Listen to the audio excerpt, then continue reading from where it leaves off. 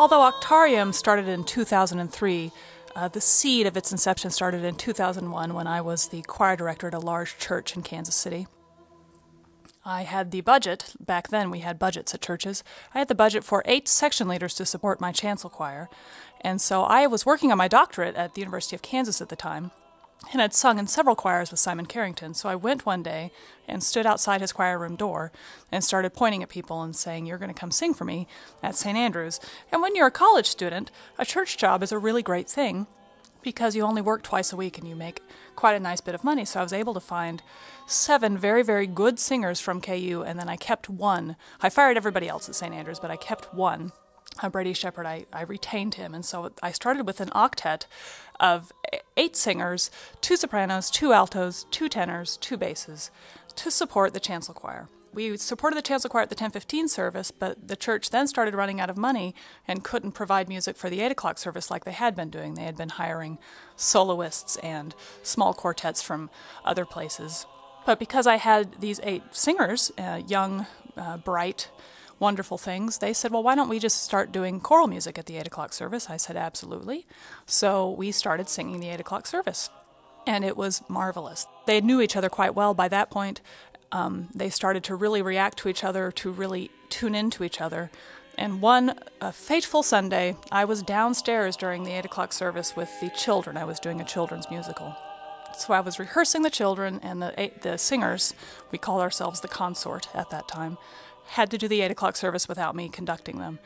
And when I listened to the recording later, I thought, whoa, this is something special. This is something amazing. I have to do something about this and do something good about this. More people than inside the walls of this church need to hear this wonderful sound.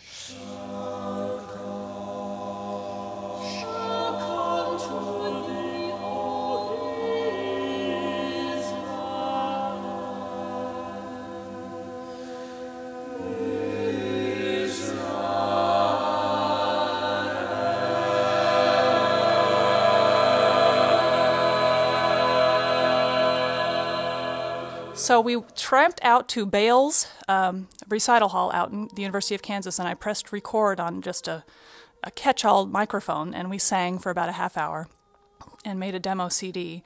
And I launched Octarium in 2003 with mostly the same 8 singers that had sung for me from 2001 until 2003. We had to replace one alto because my original alto flitted off to Boston to go to grad school.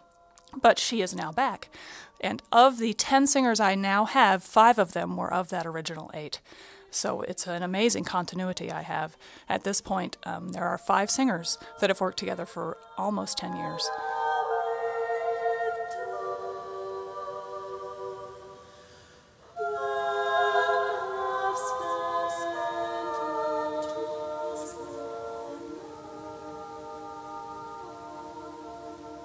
Continuity is very, very important when you're singing in an unaccompanied, unconducted octet.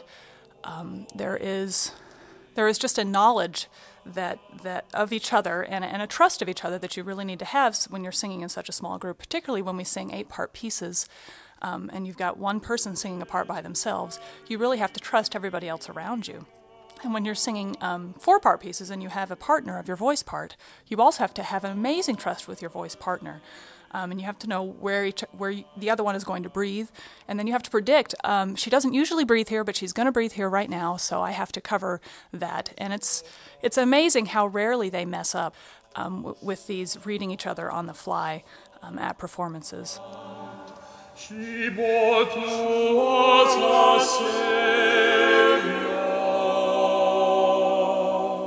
I was speaking to a group of college students last weekend, and they were amazed at the connection that the 8 singers have with each other and the connection that allows the audience to have. There is not a conductor in the way.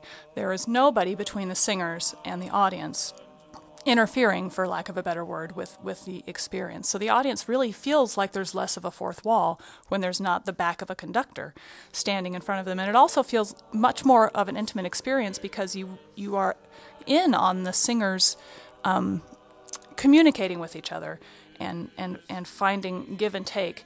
And there are times when I would sit back in the back of the concert and panic because they were taking a piece too fast or taking a piece way too slow, and I thought they would die without breathing.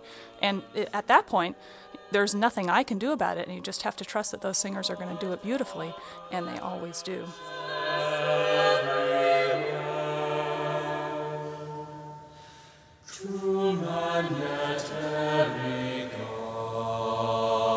From sin and death now save us.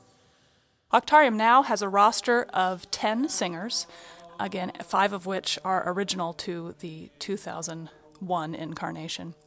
And I flip them out back and forth. I can't always have the same 8 singers because several of my singers live out of town, and it's impossible with their work schedules and their family time to get them here. So what usually happens now, because we are the kind of group we've become, is we do not rehearse very much anymore at all.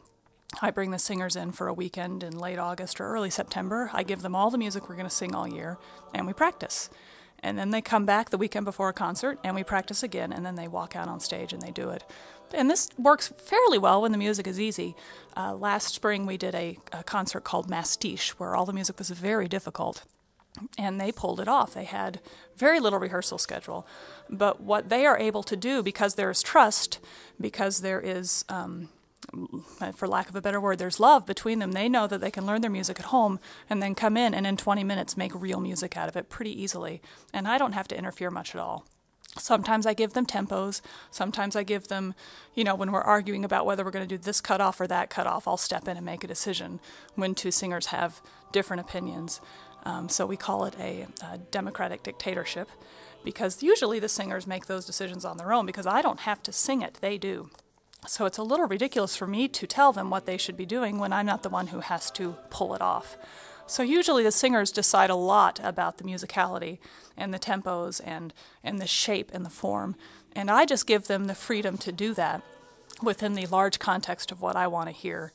And they are now most in their late 20s, early 30s, so they have become very adept musically as choral musicians. They are much more able now than they were 10 years ago to find the shape of a piece much quicker. We used to have to work on things, as most choirs do, for weeks at a time before we found something that we could work with, and it was this give and take and this really hard work, and we worked so hard and we fought and it was awful, and then we would finally come up with beautiful music.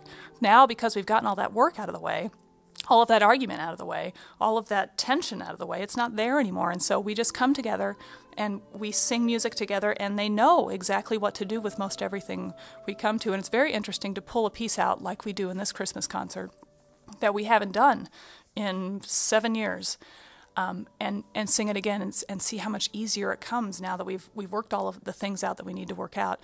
Who's going to sing what tempo we're going to take here, how we're going to manage this long phrase without breathing. They've already worked that out now for most of the things we've sung. And then we can come back to it and sing it with much more ease, and then apply those lessons that we've learned in one piece to several other pieces of music that might be new to them. Octarium is a very rare bird in the world of choral music. If you look around any kind of choir's website, the first individual you see is usually the conductor.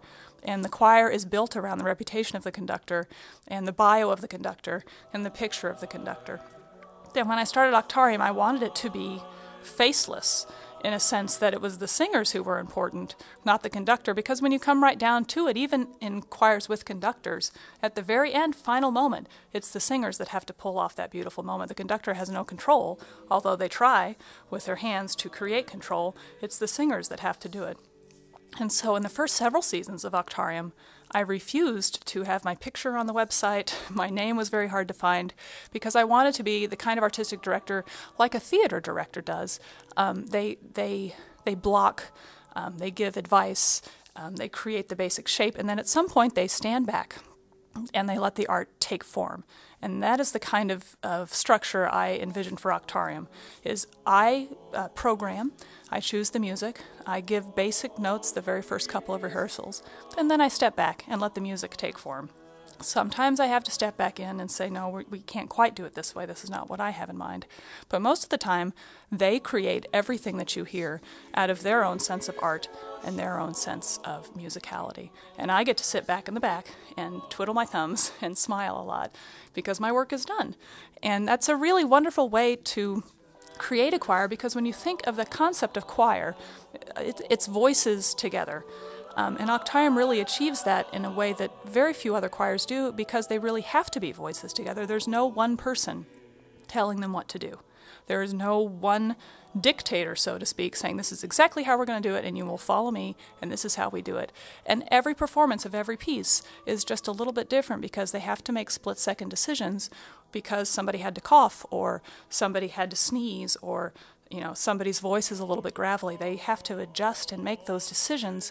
And they do that all without the benefit of one person in front of them telling them what to do. And to me, that is one of the most pure incarnations of choral music you can find, because it's cooperation. It's musical democracy, for lack of to draw a parallel that's really stretching it a bit. There's nobody in charge. There is somebody in charge, but nobody's in charge. When they walk out on that stage, nobody's in charge. In fact, the audience is often in charge. And they can tell the kind of energy that's coming from the audience and know whether things need to be faster or slower and how to get that audience back if the audience is wandering off and paying attention to something else. So Octarium has turned out to be a concept that is unlike any other concept ever that I'd ever thought I'd do. I went to school in Texas and got my degree in music education in Texas. And the big thing in Texas is big choirs with big conductors. But my experience with Simon Carrington at KU, and he was a founding member of the King Singers, which is 6 men singing without a conductor. My experience with him, and he conducted everything I sang in, but his concept of rehearsing was I prepare the choir, then they could probably sing it without me, but I'm going to conduct anyway. And then I just took that one step further. I'm going to prepare the choir so that they can sing without me, and then I'm going to step away. It's kind of like a jazz band. The jazz band kind of snaps, gets the band started, and then they move to the side unless something completely falls apart and all goes to heck, and then they have to step back in. And I have thought several times during performances that there would be a moment where I'd have to jump up and do something. But they always manage to save themselves. They always manage to, find a key. Again, there was one time where they were in a completely different key, and I didn't know where they were going to go with it. And I still to this day don't know how they did it.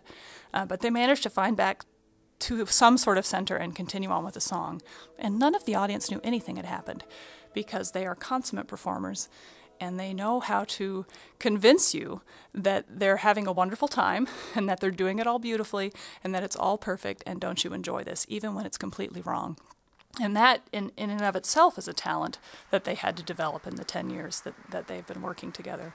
At first you could see every mistake on their faces, and you could really tell when something was out of tune because there would be a sour face or two, or somebody would glare at somebody else. And now they have more... I guess less obvious signals for, hey, you're kind of singing out of tune. I can still see it, but it's very hard for an audience member to catch those little looks. Those used to be looks, daggers of, oh my gosh, I can't believe you're singing that so out of tune. And now it's more of a, hey, kind of out of tune, but it's always with a smile and always with a little raised eyebrow of, ha, ha, ha. Isn't that fun that we're singing together again one more time, and we've had the opportunity to make this mistake yet again. But as they get older, they become more and more appreciative of the experience of singing together, and it becomes more and more like family, because we all know each other so very well. It's impossible to consider it as anything but family, and when families sing together, you achieve beautiful music.